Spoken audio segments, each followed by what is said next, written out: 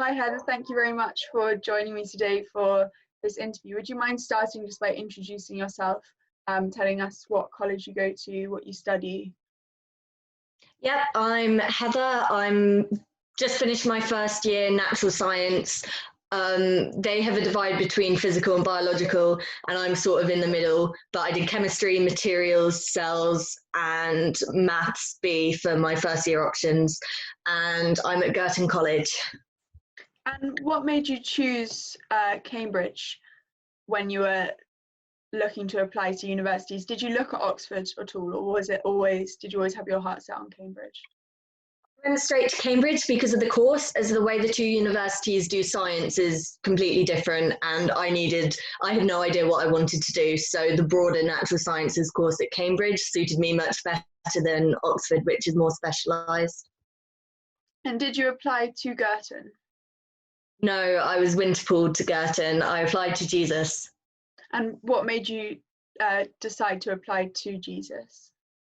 I went on an open day and I visited everywhere.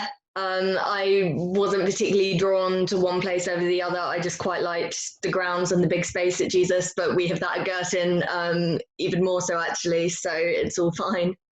And can you just explain how the winter pool system works? Yeah, so when you apply to a college, but equal numbers of people on each course don't apply to all the colleges in the same amount of numbers. Like my year, a ridiculous number applied to Jesus. But to make sure that it's all even, if one college thinks you're good enough for Cambridge but doesn't have space for you, they'll put you in the pool, and another college can look at the pool and choose to fish you and give you an offer like that, so they get your application. And there's another one in the summer, I think, for if you miss your grades as well. Oh, okay, yeah, I know, I understand. So I don't really know Cambridge very well. Can you just tell me like roughly where Girton is and how big it is and things like that? It's the one that's far away and gets joked about for being miles away. There's this road called Huntington Road, and there's this long straight road that comes out of the centre of Cambridge, and it's about a mile out from town. But it has really lovely grounds that are really massive, nice for walks, lots of space, space for sports as well. It just happens to be 2 miles from the chemistry department.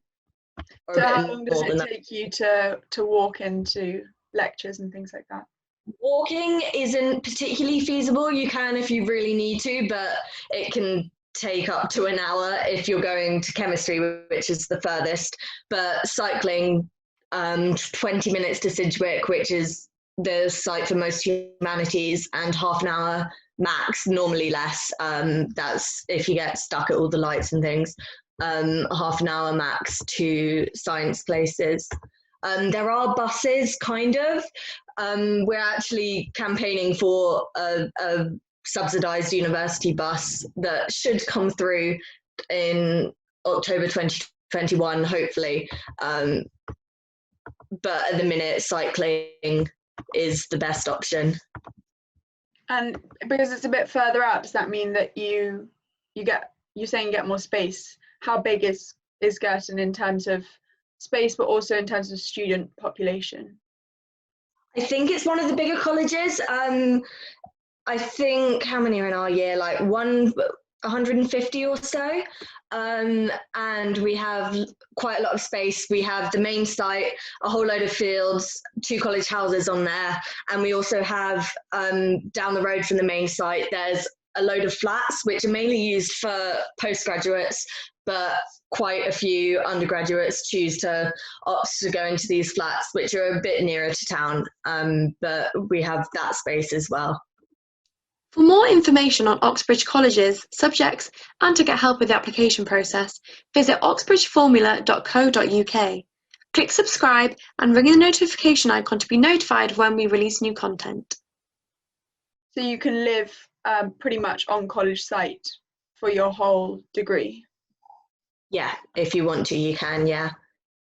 And is that what most people do, or do people try and find accommodation a bit closer in later years? Well, the way Cambridge works, so I think Oxford does the same. It's your college provides your accommodation all throughout your undergraduate period. And that's kind of the norm. I think you can choose to rent privately, but very few people do. Like maybe 2 a year, something like that. It's not the done thing. So most people choose between living on main site or living on Wells Court, which are these flats, to get a bit more independence and to be slightly closer to town, but it's only slightly. So it just depends on your preference. Like all the social things are at college. And what was your accommodation like last year?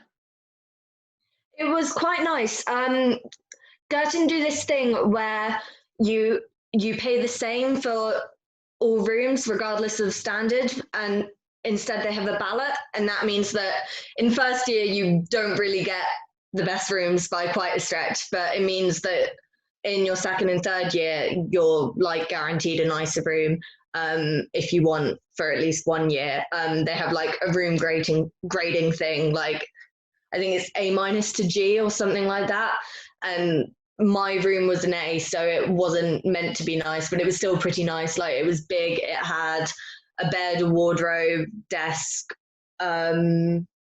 drawers, I think some lamps, like standard things, and then a notice board to pin stuff on.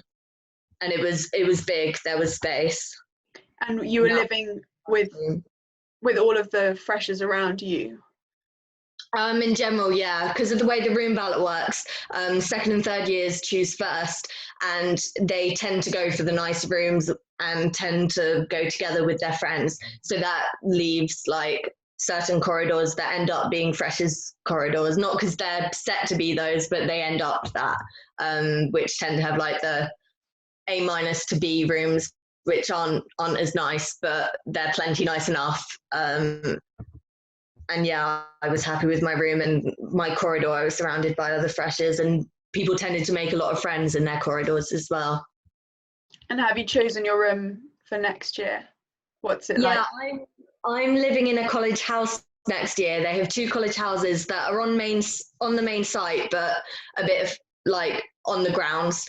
So I'm living in a house called The Grange. There's 16 of us, and we all applied to get this house together.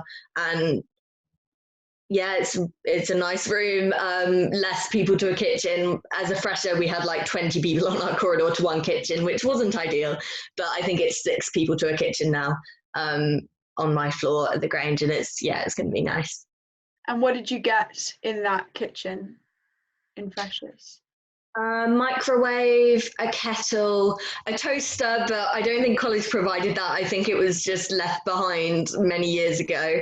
2 fridges. We had ovens, which a lot of colleges don't, but Girton has ovens in pretty much every kitchen. And we had a freezer as well, which pretty much every kitchen has in Girton, which is really nice. And 4 hobs.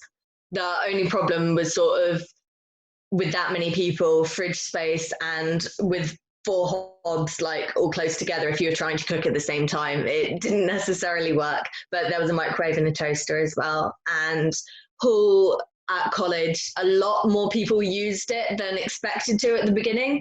Like there were a lot of people that tried to self-cater at the start and then realized they did not have the time, so they went to hall instead. And hall's quite nice and quite social as well. And how does catering work at Girton? Like what kind of meals are offered? I've never gone for breakfast, so I don't think they do that. They do brunch on the weekends, which is really nice. It's the highlight of the weekend. And I think they do lunch as well as dinner. But dinner, it's £3.50 for a vegetarian meal and £4 for a meat meal. Or it was last year. I don't know if that's changed. You get the main course and you get a certain number of sides along with it. You could load up on portion sizes, like you can get value for money. And they have other options as well. And you pay, rather than buy like a debit card, you have a CAM card which has a certain amount of credit paid onto it, and you pay with that, and then that can get added on your college bill. And that's the main dining room. But there's also like, we for some reason call it Schlub, which was shortened from Social Hub, but it's this cafe area that does like paninis during the day and hot drinks and sandwiches and that kind of stuff as well.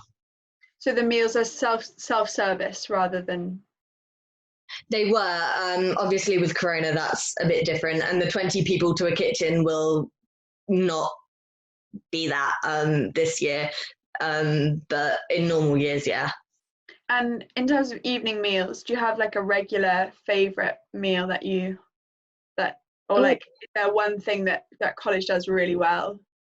I wouldn't say they do it really well, but they come up with an insane number of ways to cook potatoes, and often have 3 options at once at the sides.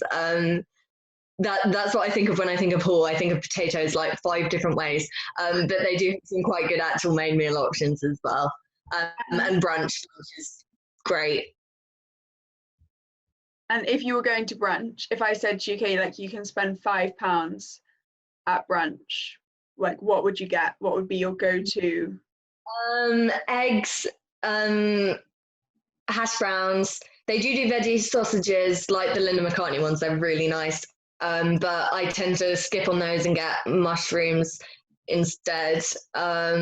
Sometimes they have like waffles or pancakes. I'm vegetarian, so this is a veggie option. Meat option, they have like bacon and everything as well. Yeah, I'd probably have that and a coffee. And your cafe, is that popular? Do people tend to?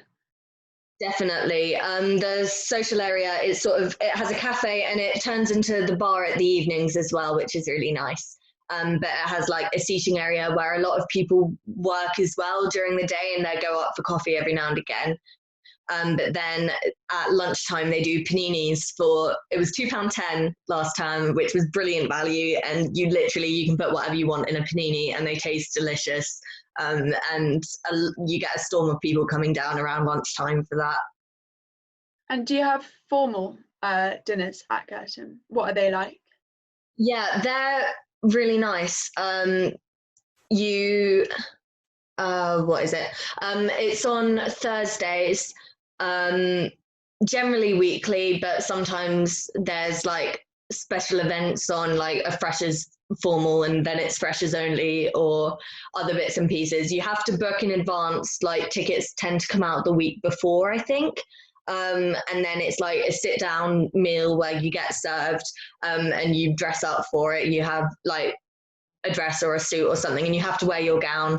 So it seems a bit surreal and a bit weird, but it is really fun, and there's nice food and wine and company, and it's just a nice atmosphere.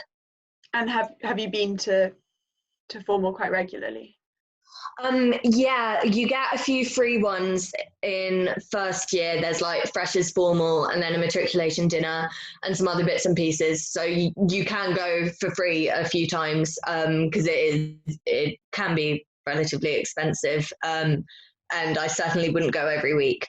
But like on special occasions, it's nice to go. How much is a ticket to go? Last year it was £12. But for a 3-course meal, like if you're going to a restaurant, that would be a lot more than that. Yeah. And looking back to Freshers Week, I know it's a while ago now, but what was your favourite memory of Freshers Week at Girton? I would say the pub crawl, not because anything particularly happened, but it really gave us a chance to sorry, that's my dog barking, to explore the city a bit, because I had spent most of my time like in Girton and they put us into groups like outside of our corridors, because I had just met people on my corridor and on my course so far, but they mixed up groups, so you were with people you hadn't met, and you got to explore the city a bit and see what that was like, and that was really nice. And was there anything you found like more difficult about settling in to Girton at the beginning?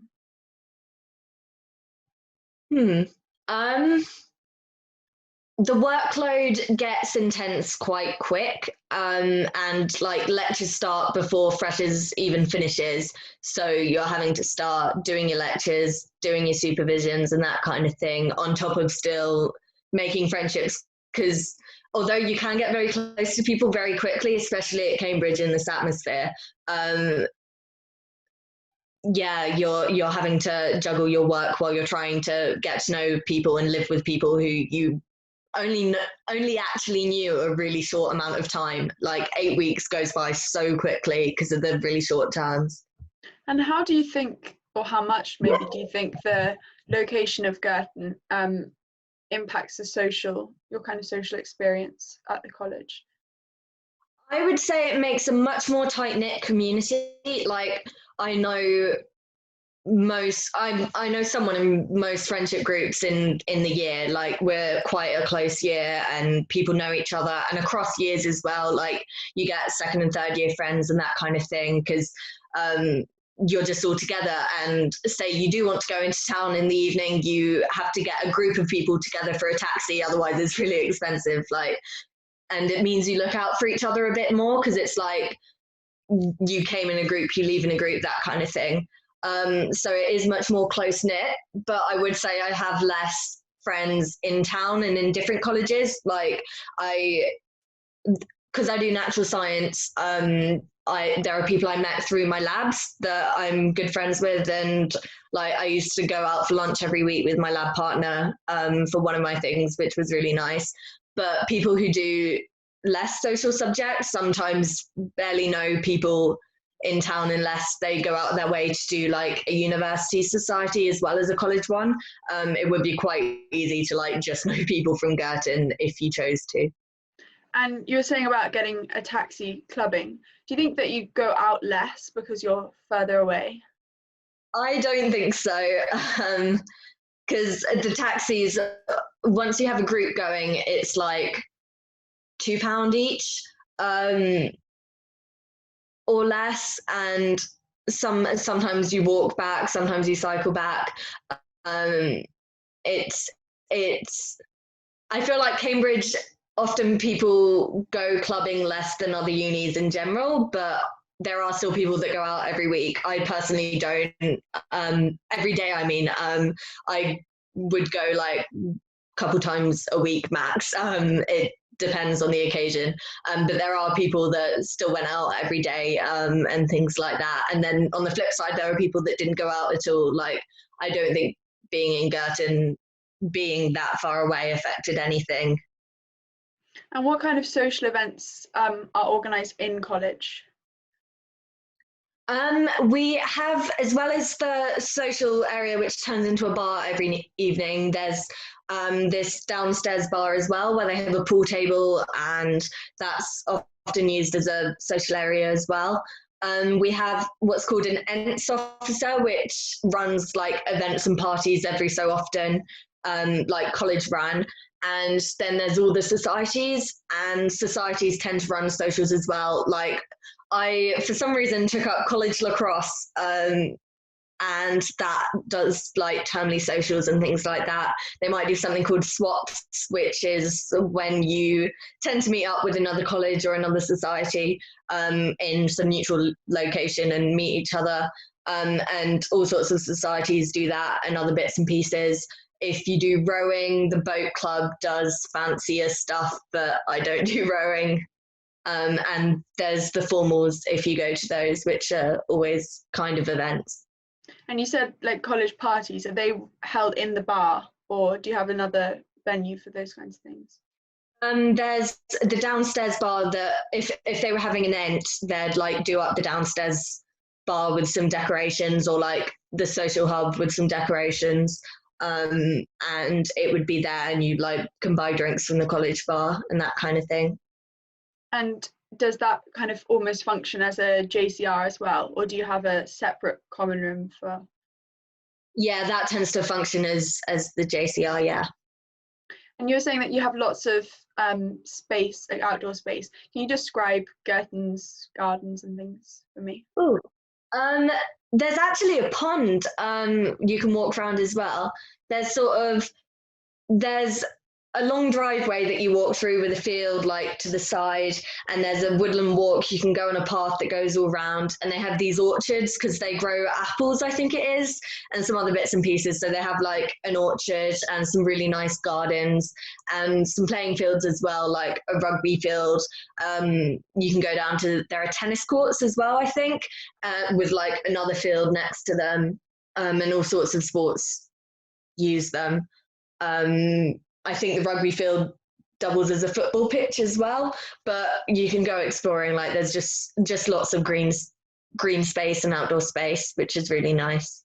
Yeah, that's really, because I know a lot of colleges, like you can't even sit on the grass or walk on the grass. So I mean, my college at Oxford is kind of similar to Girton. It's a little bit further out, and it's got really nice gardens, and it definitely makes a big difference, especially in like when the weather gets a bit warmer, be able to enjoy the outdoor space. And do you have a chapel at? Yes, we do. There's a choir at Girton that's like, a lot of people do it, and the choir does chapel services, and I think every Sunday there's like even song, I want to say, something like that, and there's chapel services there. And I think you can also use spaces for other faiths as well, like not just Christian. You can ask, and I think they say it's used for multi-faith stuff, but I'm not 100% sure. And do you have a ball at Girton? Yes, we managed to get a spring ball in this year. It's every other year, and it's in sort of March time, March, February time, in Lent term, at the end. So it's before all the Mabels, like it's in the previous term.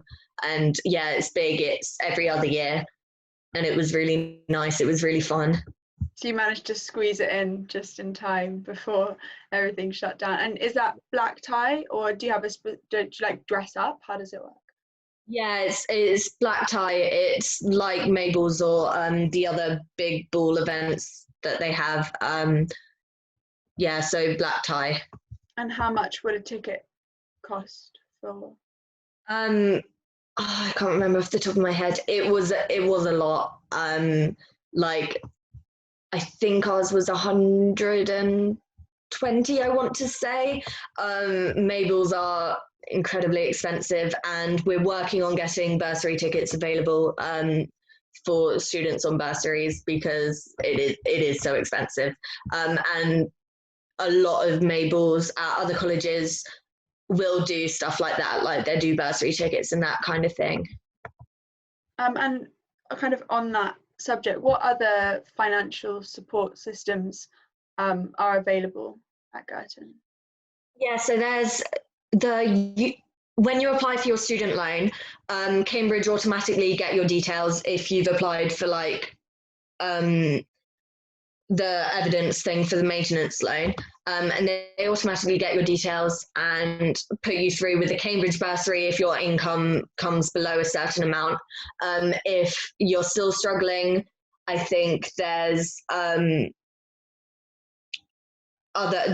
funds as well. Any issues you have, you talk to your tutor, as well as so you have a director of studies that does your subject specific stuff, and then you have a tutor, which is generally a director of studies in a completely different subject to your one, and they deal with all your pastoral stuff, and the money comes under that. So if you're struggling financially, talk to them, and they can put you through to any grants, any loans you might be eligible for. They have a hardship fund, something like that. I think in some cases they do grants, in other cases they do loans, but I remember during freshers we had a bit of a talk on finance, and I remember them saying that like they never want finance to be a barrier to someone studying at Cambridge. Like if you need help, you go to your tutor and they'll send you in the right direction. And I'm JCR Vice President, and we've just introduced a new officer called the Socioeconomic Inclusivity Officer, something like that. It's linked to Class Act, which is a wider university initiative, but that's coming into into position like at the end of this coming term, and that's sort of a student to go to as well, if you're struggling with things like that, as well as other things like welfare stuff, but they should be a point of call for bursaries and that kind of thing. And how does your JCR structure work? What other reps are there? Like, do you have general meetings and things like that? Yeah, so there's a president, there's a vice president, and a treasurer, which is sort of the executive committee. They're in charge. They all work together. And then you have an executive secretary, which is sort of part of that executive as well, and they communicate things. We do like a bulletin that the executive secretary does that like tells you what's going on each week and that kind of thing. And then as well as them, we have, sorry, something's just come up. We have liberation officers, so like LGBTQ plus, BME, women's disabilities officer, welfare officers,